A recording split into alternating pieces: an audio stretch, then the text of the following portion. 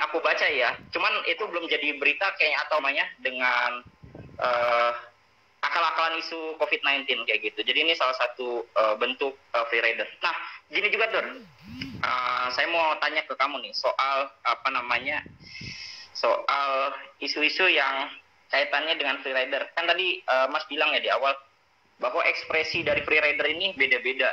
Selain dari isu ini, kira-kira yang menjadi free rider itu apalagi sih? Coba peluang-peluang atau potensi munculnya free rider itu di mana aja kira-kira? Buat di COVID ini ya? Ya, dalam isu ini. Ya, tadi soal RKUHP udah dibahas. Ya, oke. Pemasyarakatan juga, Omnibus Law. Nah, terus ada lagi, walaupun saya nggak ngedalemin banget ya, tapi saya baca tulisannya Mas Bima juga. Kita di grup alumni kan juga ada bahas itu ya di grup alumni dari Indef. Benar, dari Indef. Beberapa kali juga diinterview oleh TV soal bahayanya PP ini gitu, PP yang Perpu nomor 1 tahun 2020 pasal 27 untuk mengalokasi komite. Itu emang kayak kunci berangkas dikasih pemerintah gitu, dia bisa ambil apapun dan kayak minim banget responsibility-nya, nggak bisa digugat di PT UN. Ya, ada kekebalan dibilang terhadap komite. Benar. Kemudian kalau misalnya ada kesalahan tidak dianggap sebagai kerugian negara gitu-gitu. Maksudnya alokasi anggarannya bagus, memang kita butuh aturan untuk kemudian mempercepat birokrasi anggaran dalam situasi darurat ini, tapi kok ada titipan-titipan yang menurut saya itu yang free rider-nya gitu, ada titipan-titipan pasal yang seharusnya nggak ada di sana gitu. Ya, jadi kemarin juga sempat kita bahas itu ya, soal biasanya di masa-masa krisis atau masa-masa darurat seperti ini, justru penunggang gelap itu, penunggang bebas itu yang masuk untuk ke celah-celah tadi, kayak kasus Bank Senturi gitu loh. Itu kan momentum-momentum yang sifatnya kritis, tapi ada pihak-pihak yang dengan sengaja berusaha untuk masuk menyisipkan agenda-agenda mereka kayak gitu. Iya, benar. Ditambah kasus ini lagi Tur, yang dana 405 triliun itu dari kamu tahu nggak kira-kira anggarannya dari mana kayak gitu loh. Iya. Jadi anggarannya apakah dari pos anggaran yang lain terus dialihkan ke isu COVID-19 atau kita ngutang ke IMF atau World Bank kayak gitu. Itu kan ada isunya kayak gitu ya. Cuma yang kalau yang saya baca kemarin belum kebaca IMF sama World Bank-nya, tapi dari ada dana sisa anggaran lebih, terus pos-pos anggaran misalnya biaya dinas, biaya perjalanan kayak gitu, hal-hal yang hari ini tidak terlalu banyak digunakan, itu dialokasi di sana. Dialihkan ke sana kayak gitu. Cuma saya nggak tahu sih persisnya, karena emang kalau nyari di Google juga nggak kelihatan persis mana anggaran yang kemudian dialokasikan untuk 405 T itu, dan nggak menutup kemungkinan ketika memang ada pinjaman-pinjaman dari luar yang mungkin dampaknya bukan sekarang, tapi ya beberapa generasi selanjutnya kayak kita sekarang merasakan dampak dari kemarin yang utang kemarin. Oke, kayak gitu sih. Kalau Mas sudah baca referensi yang lain. Oke. Ini juga Tur, salah satu isu yang sensitif yang barangkali ini terjadi terus-menerus kayak gitu, persoalan data. Kan pemerintah bilang alokasinya itu dibagi ke 4 sektor. Nah, salah satunya adalah untuk memberikan stimulus kepada masyarakat yang rentan. Jumlahnya sekitar 15 juta. Padahal kalau misalnya kita cek ya di data BPS per 2019 September kemarin itu, total masyarakat miskin Indonesia itu ada sekitar 9,22% atau total sekitar 24,79 juta jiwa. Kita genepin lah 25 juta jiwa. Ada selisih 10 juta ya? Ada selisih 10 juta di antara orang miskin. Ditambah nanti kita juga belum tahu kelas menengah ke bawah yang rentan untuk degradasi ke dalam wilayah yang disebut sebagai miskin. Kayak gitu loh.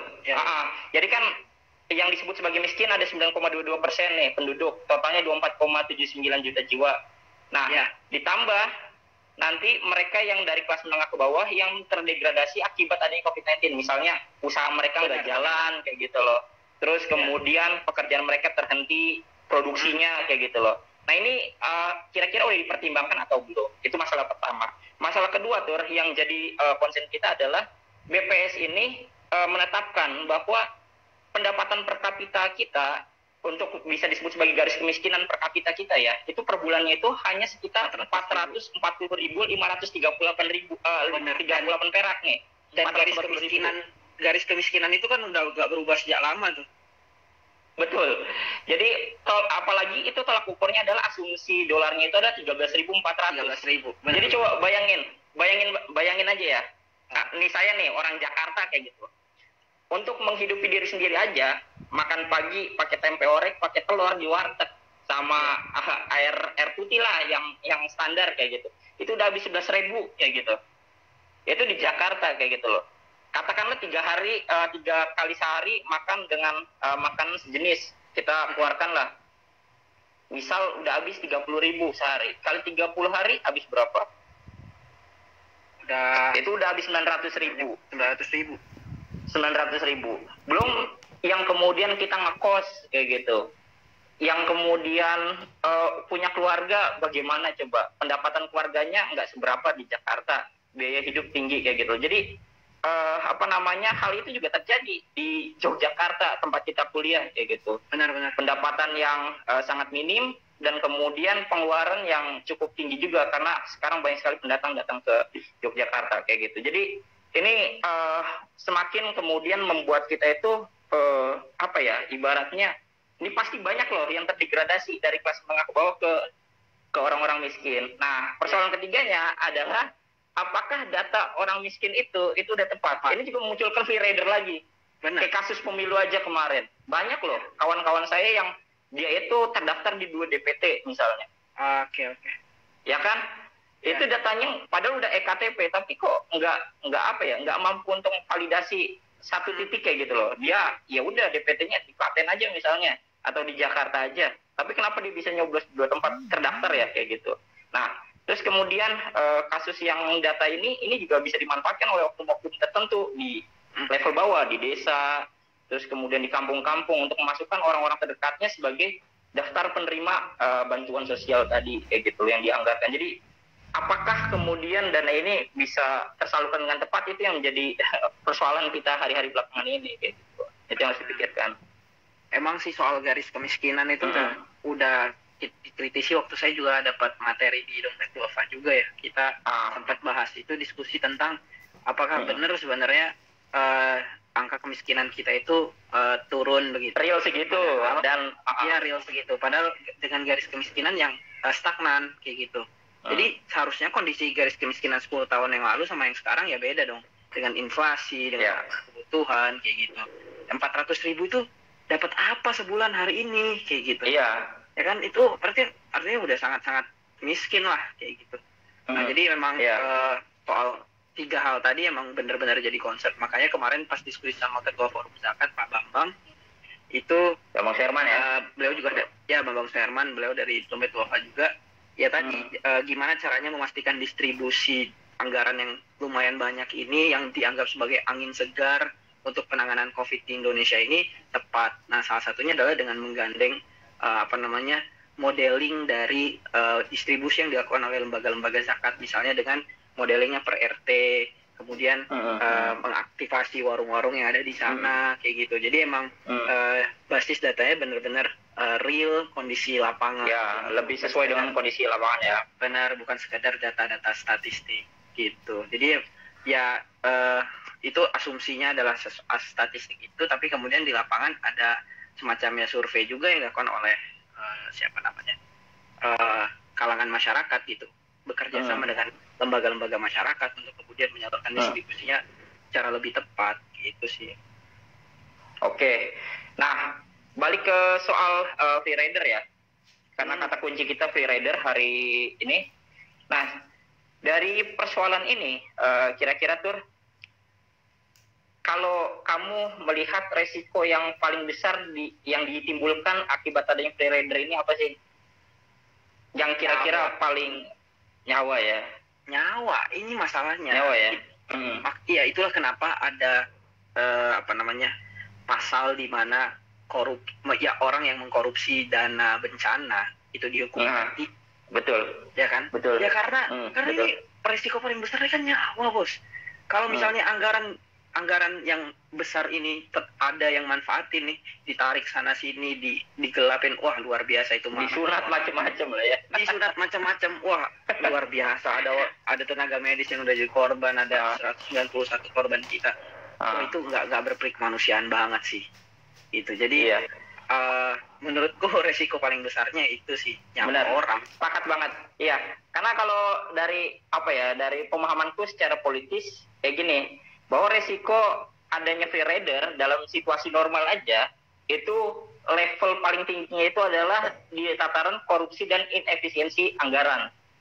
Kayak gitu. Itu bahaya paling maksimalnya. Tapi kalau seandainya kita bicara dalam situasi darurat hari ini, maka kondisi yang paling berbahaya yang diakibatkan adanya free rider ini adalah hilangnya kemanusiaan, hilangnya nyawa dari para dokter yang telah menjadi garda terdepan dalam proses melawan COVID-19 ini, hilangnya nyawa masyarakat kayak gitu loh. Dan juga struktur bangunan republik ini kayak gitu. Itu sendi-sendinya itu hilang kayak gitu. Jadi kalau misalnya kita bayangkan bahwa proses ini menjadi sesuatu hal yang perlu kita soroti dong, karena kalau seandainya katakanlah dalam 405 triliun anggaran yang dikucurkan itu bakal disunat macam-macam, terus kemudian ada berbagai macam isu-isu yang sebenarnya nggak begitu penting untuk dibahas hari ini, ya gitu loh. Itu menjadi batu sandungan bagi bangsa ini untuk bisa bergerak lebih maju lagi kayak gitu loh. Itu sih yang ada di pandangan Mas dalam konteks ini kayak gitu. Iya benar-benar. Nah, kasus ini juga soal biaya sosial yang kemudian dimunculkan dari adanya isu ini. Coba, kira-kira menurutmu apa? Biaya sosial. Ya, yang 110 triliun itu kan dari 405 triliun 75 ke kesehatan, 110 ke perlindungan sosial ya. Oke. Masih belum dapat detailnya. Yang dimaksud dengan yang tercakup dalam anggaran perlindungan sosial itu aspek-aspek mana aja. Kalau kemarin sih, kemarin kita itu hasil diskusi dari ketua bidang studi hukum tata negara UI. Jadi cara kita membaca ini ada satu hal yang loncat yang nggak dilakukan oleh pemerintah. Jadi dia menetapkan status darurat kesehatan, kemudian memilih opsi pembatasan sosial berskala besar, ya PSBB, dan kemudian mengeluarkan Perpu tentang anggaran. Nah, yang dilewatkan dari sini adalah programnya mana? Kok anggaran dulu gitu? Programnya mana? Iya. Kok anggaran dulu gitu? Loncat gitu. Ada part yang loncat. Aku ini sambil buka Twitter ya, ngecek maksudnya opini masyarakat tentang berita ini. Tadi ada yang bilang kayak gini, kita ini sebagai masyarakat, sebagai rakyat, ibaratnya itu sedang menghadapi event besar, tapi event itu dikelola sama IO yang nggak canggih kayak gitu loh. Jadi rasanya kayak gini. Terus kemudian ada yang bilang juga bahwa kita ini sebagai masyarakat bingung kayak gitu loh. Sebenarnya kita ini disuruh ngapain sih kayak gitu sama pemerintah? Iya. Misalnya dalam kasus mudik kayak gitu. Pemerintah hari ini bilang, premis pertamanya bilang bahwa teman-teman masyarakat boleh mudik kayak gitu. Benar. Terus tapi di saat bersamaan premis 2-nya bilang bahwa kendaraan dari Jakarta ke Jawa Tengah, ke Solo, terus kemudian ke Jogja, ke Jatim kayak gitu. Itu memunculkan resiko tambahan bahwa pusat COVID-19 itu bisa jadi berpindah lewat carrier orang-orang yang mudik tadi kayak gitu loh. Jadi sebenarnya ada paradoks di sana. Jadi kita ini sebenarnya disuruh apa sih sama pemerintah? Jadi banyak kebingungan terjadi. Nah, termasuk soal program. Kita ini nggak tahu nih program apa sih yang kemudian mau dimunculkan selama PSBB ini. Saya banyak dengar kemarin teman-teman saya yang SMP di Jakarta misalnya masih makan bebek bareng kayak gitu, kumpul-kumpul kayak gitu. Terus semalam saya telepon-teleponan sama salah satu kolega saya di Bekasi, kayaknya nggak ada perubahan apa-apa tuh, kayak gitu. Jadi sebenarnya ada sebagian masyarakat yang kemudian merasa terdampak, tapi sebagian lagi ya merasa biasa aja, kayak gitu, kayak nggak ada sesuatu apa-apa. Karena tadi soal ketegasan itu yang nggak muncul.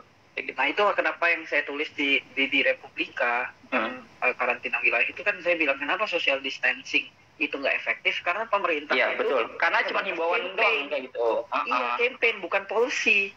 Kalau policy jelas kayak di Jerman tadi saya ngobrol tadi sore, dia jelas satu orang itu kalau nggak ngumpul kena denda bisa sampai 70 euro, itu sekitar 1 jutaan. Kemudian pokoknya kalau dirupiahin sekitar 1 jutaan satu orang. Terus dia juga nggak sekedar menyangsi atau memberikan punishment buat yang nongkrong, tapi juga restoran yang memfasilitasi itu. Ya, jadi restoran yang masih memfasilitasi selain take away, yang masih memfasilitasi adanya tempat makan di sana, akan didenda juga gitu. Nah, maksud saya itu butuh atau pengen pemerintah kita buat yang itu, yang seoperasional itu. PP yang mengatur tentang pembatasan sosial berskala besar cuma 7 pasal penutup, 2 pasal lagi copy paste dari UU 6 2018, sisanya cuma mekanisme doang. Yang hari ini juga belum ada yang menurut saya secara hukum menetapkan pembatasan sosial berskala besar, karena dia mekanisme kan harus ngajuin dulu atau nanti menterinya netapin. Nah, hari ini belum ada nih daerah yang memang ditetapkan oleh Menkes kita yang berkoordinasi dengan ketua Satgas menetapkan daerah mana yang kemudian memberlakukan pembatasan sosial berskala besar. Jadi emang secara program sangat-sangat kurang. Misalnya minimal PSBB itu ada tempat kerja libur, sekolah libur, kemudian kegiatan keagamaan nih dilakukan dari jauh. Sementara. Nah, liburnya maksud liburnya apa gitu? Prof Uceng, Mas Uceng juga pernah nanya kan. Nah, liburnya maksudnya libur apa? Apakah sekedar nggak masuk atau benar-benar nggak ada kerjaan? Dan bagaimana hak-hak pekerja ketika libur? Nah, itu betul. Kan apakah tetap dibayar atau dibayar tapi atau dikurangi kayak gitu? Nah, Jerman punya tuh perusahaan yang nggak bisa ngegaji karyawannya, dia bilang ke pemerintah, kemudian pemerintah akan bantu bayarin 60% per orang gaji dari sampai dengan 60% gaji dari karyawannya kayak gitu. Nah, mekanisme itu yang kemudian kita luput nih hari ini gitu. Jadi kita yang dilakukan oleh pemerintah sekarang kan menghimbau tidak mudik, menghimbau tidak keluar, menghimbau di rumah. But the policy-nya gimana? Betul. Secara sederhana. Iya, jadi apa ya? Pemerintah belum sampai ke titik tadi soal kebijakan. Ini kemarin Luhut sendiri ya sebagai menteri segala urusan ya bicara kayak gitu soal mudik lebaran. Terus di statement yang di Twitternya Kompas.com disampaikan Luhut menyebut ada kemungkinan larangan yang diterbitkan pemerintah juga tidak akan diindahkan oleh masyarakat. Jadi sebenarnya pemerintah sendiri juga punya kepercayaan diri bahwa kebijakan yang mereka terbitkan nggak dipercaya sama publik, nggak dilaksanakan kayak gitu. Jadi kita gimana gitu sebagai masyarakat mau percaya terhadap pemerintah kayak gitu. Itu yang jadi satu persoalan yang cukup serius juga di Indonesia kayak gitu. Karena kita nggak tahu nih sebagai masyarakat mau jalan kemana sih bangsa ini kayak gitu loh. Nah, kalau misalnya pilihannya kan kemarin ini ya sempat muncul nih wacana darurat sipil. Kalau Mas Dandi bilang kan, itu free rider ini salah satu free rider ya, kayak gitu. Nah, darurat sipil ini siapa sih yang ngusulin kayak gitu loh?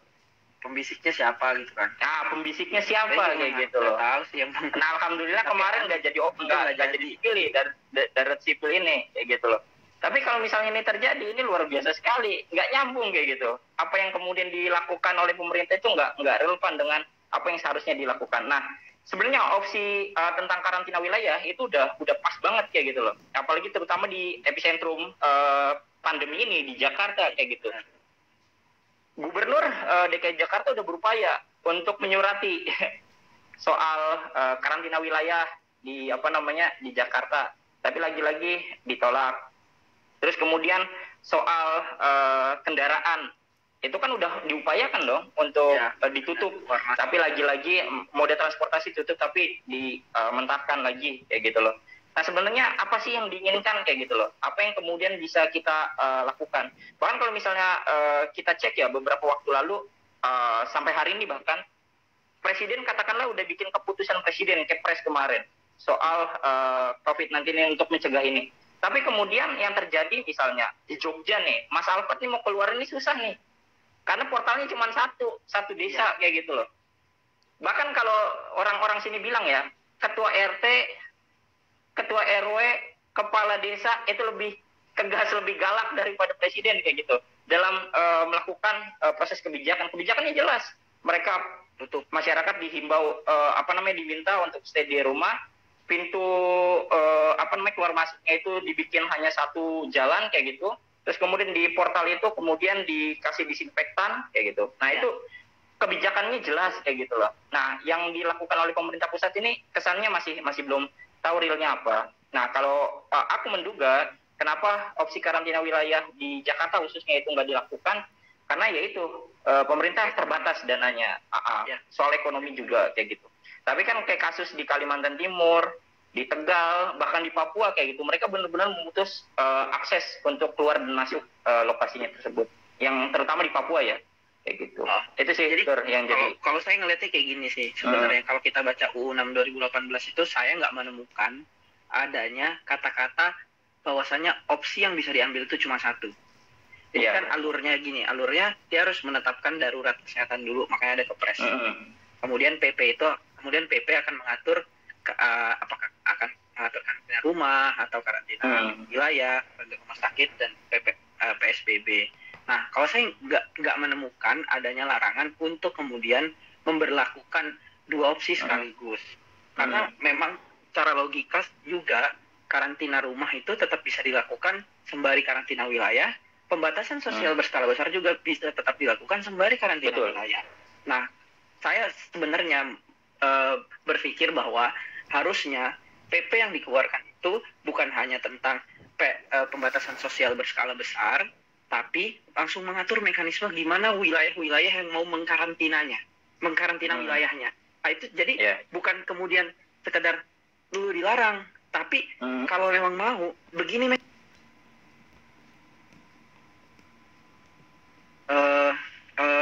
PP itu mengatur tentang mekanisme gimana caranya kalau mau mengkarantina rumah, gimana operasionalnya kalau mau mengkarantina wilayah, gimana operasionalnya mau melakukan PSBB gitu. Jadi bukan sekedar satu opsi. Jadi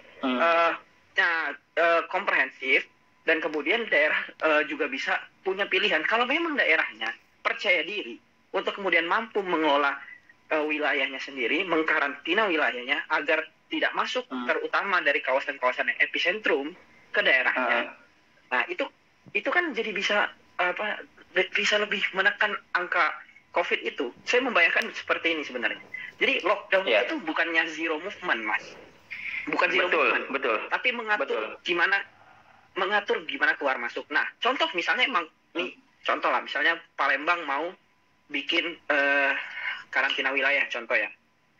Palembang mau karantina wilayah.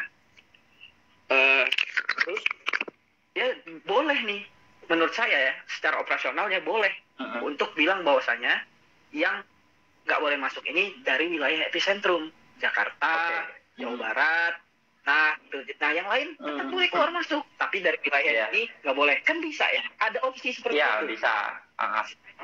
Atau untuk Jakarta karantina wilayah, yang lain PSBB. Jadi juga aktivitas ekonomi tetap masih ada yang jalan, tapi daerah-daerah tertentu itu sudah benar-benar diisolir supaya benar-benar nggak menular lagi dan nggak kemana-mana lagi virusnya gitu. Betul. Itu sih sebenarnya, Mas. Jadi kalau saya membayangkannya memang alurnya juga, jadi bukan hanya dari segi produknya, tapi dari segi alur dalam memproduksi kebijakan semasa COVID ini juga belum jelas.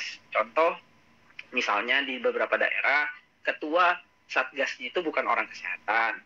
Jadi bisa jadi siapanya gitu. Ya pejabat daerah mana yang nggak ada. Yang nggak ada kapasitas untuk. Nah, kalau kita belajar dari negara lain, yang tadi nih sore dari Jerman, yang ngomongin datanya aja emang ada dari institutnya sendiri. Jadi bukan urusan pemerintah soal data. Justru ada lembaga sendiri yang emang dipercaya untuk mengelola datanya, pemerintah tinggal ngomong dan ikut dari rekomendasi di sana, discuss sama si institut itu. Nah, saya membayangkan ya begitu alurnya.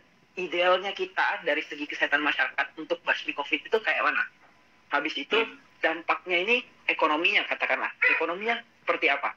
Oh, ini terlalu berat ekonominya, nggak bisa kita tanggung. Oh, kalau kita mau perang kayak gini, mungkin sekarang bisa menang, tapi kalau virusnya muncul lagi, karena shape dalam pandemi itu macam-macam ya. Ada V shape, U shape, ada L shape. Nah, yang bahaya kalau dia W shape, turun naik lagi, turun naik lagi. Artinya kita perlu nafas panjang dan ekonomi kita benar-benar tetap bisa nggak ya? Bisa nggak ya gitu. Kita harus berpikir memang pas sepanjang itu. Jadi dan karena ngurusin ekonomi juga bukan nggak ngurusin nyawa gitu kan, urusan ekonomi juga ngomongin soal kesejahteraan orang gitu. Nah, oke, ternyata ini nggak bisa. Kita ambil opsi kedua, kesehatan masyarakat. Misalnya, kalau lockdown total nggak bisa, oke, lockdown parsial. Dampak ekonominya di angka begini, supaya ini seideal yang lockdown total, ada mekanisme seperti apa. Nah, jadi alur pengambilan kebijakan jelas gitu. Diambil oleh orang-orang capable. Iya. Kalau misalnya di siklus teori kebijakan juga memang kita pertama ada identifikasi masalah kayak gitu loh. Terus ada agenda setting kayak gitu loh. Terus ada kemudian proses uji coba, uji publiknya kayak gitu. Nah, ini kita sebagai masyarakat, sebagai rakyat tuh nggak tahu nih bagaimana sih mekanisme atau siklus pengambilan keputusan kebijakan itu disampaikan kayak gitu loh. Itu banyak lah kayak kasus-kasus kekurang transparan dari pemerintah.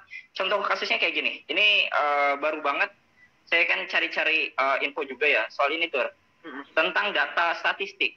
Kalau menurutmu data 2000 itu kamu percaya nggak? Kira-kira kasus positif di Indonesia itu 2000? Nggak percaya? Nggak, karena kita belum melakukan tes massal. Betul. Oke. Kita belum melakukan tes. Berarti artinya kan gini. Artinya gini. Kalau seandainya kita cek situasi realnya kayak gitu, bisa jadi korbannya jauh lebih banyak daripada angka-angka statistik. Iya. Kayak gitu. Kan para ahli udah memprediksi sebenarnya kita bisa di angka puluhan ribu. Jujur orang-orang pakar dari luar tuh heran, gila ini Indonesia kok cuma 2000 ini. Iya, cuma 2000. Emang salah satu salahnya adalah ya nggak tes massal tadi dan yang tes massalnya yang swab ya, yang emang valid. Iya. Itu sih yang nggak dilakukan. Belum kita lakukan karena biosafety level lab-nya itu kan biosafety level 3, nggak banyak lab yang bisa melakukan. Ya, yang bisa untuk melakukan itu semua. Normalnya orang nunggu hasil itu 4-5 hari, sekarang tuh 10 hari lebih. Bisa lama. 10 hari lebih di RSK. Bahkan orang yang lagi dalam uji lab aja akhirnya pada banyak yang meninggal juga kan ya? Iya. Yang karena nunggu hasil. Nah, orang yang meninggal itu nggak bisa dijatuhkan status karena positif meninggal kayak gitu, karena masih dalam proses uji lab kayak gitu. Nah, ini yang jadi problem banget sih kayak gitu. Nah, kalau misalnya kita belajar dari dua provinsi aja ya terlihat kasus yang di DKI sama di Jawa Barat. Ini angka permintaan tentang layanan pemakaman di DKI per Maret 2020 ya, sejak kasus ini muncul tanggal 2 Maret lalu, ini sekitar 4.377. Dan angka rata-rata layanan pemakaman itu berada di kisaran 2.000 sampai 3.000 doang. Jadi sebenarnya peningkatan ini bisa jadi karena salah satunya adalah akibat adanya COVID-19. Itu di DKI Jakarta. Iya. Jenazah diperiksa kan? Iya, betul. Jenazah dites kan?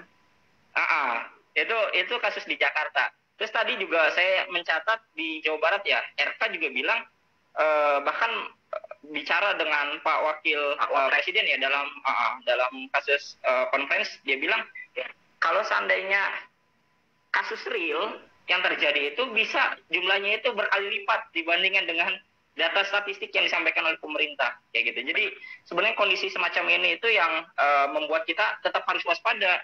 Kita harus tetap menggunakan protokoler kesehatan, mencuci tangan, memakai masker kayak gitu loh. Itu yang sebenarnya harus tetap kita galakan kayak gitu. Nah, yang ini juga teriak karena ini udah mau 1 jam, kita ada sesi tanya jawab nggak deh ke pemirsa kayak gitu. Boleh ya, kita buka sampai 9.15 lah ya paling nggak ya. Oke. Kayaknya pasti ya.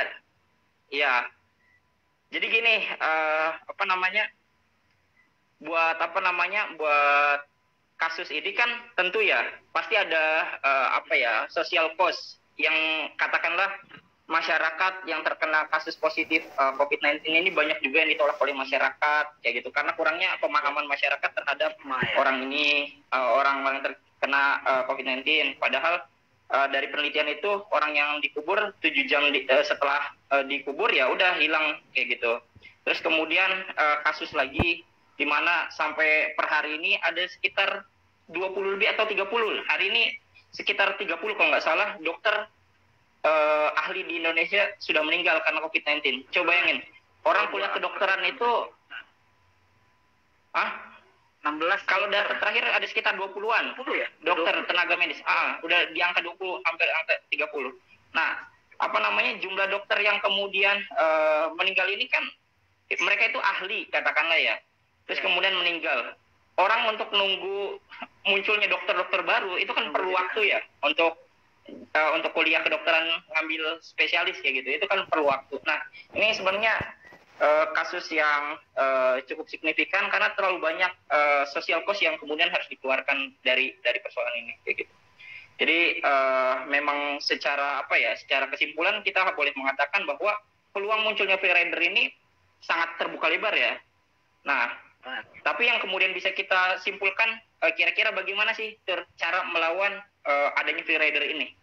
Ini sebagai kesimpulan sebelum masuk ke sesi pertanyaan. Coba kira-kira. Cara melawan free rider sih kalau saya ya adalah dengan gimana sih cara? Nah, ya pokoknya cara ngelawan free rider sih dengan tetap mengawasi dan mengkritisi ya. Jadi tetap update dan tetap bersuara gitu terhadap apa yang dilakukan oleh pemerintah hari ini. Tetap intinya sih tetap kritis sih karena basicnya tuh kalau siapa yang bilang saya lupa ya, bahwasanya peran intelektual itu adalah selalu menolak kemapanan. Jadi betul, menolak status quo.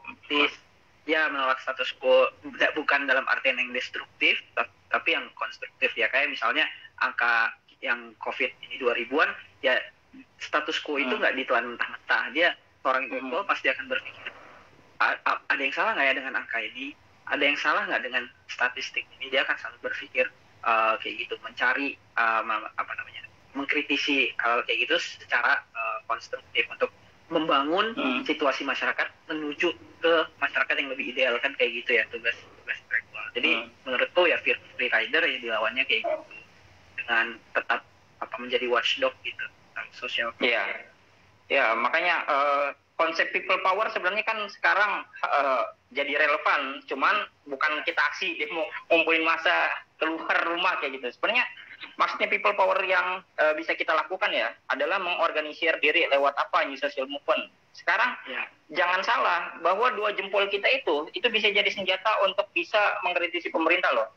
Coba deh kamu misalnya bikin Instastory, bikin live IG kayak gini, ini bisa mempengaruhi banyak pikiran orang loh, ya kan? Terus kemudian kita chat, bikin tulisan, kita publish kayak gitu di berbagai macam media, itu jadi senjata juga buat kita kayak gitu loh. Jadi sekarang kita bisa berjuang bahkan saat terbahan kayak gitu loh, ya enggak? Iya.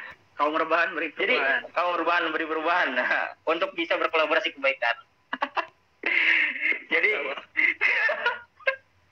Jadi kasusnya ini sebenarnya kita kalau Mas Alfat pernah bikin tulisan waktu itu di post juga di Koran Sindo.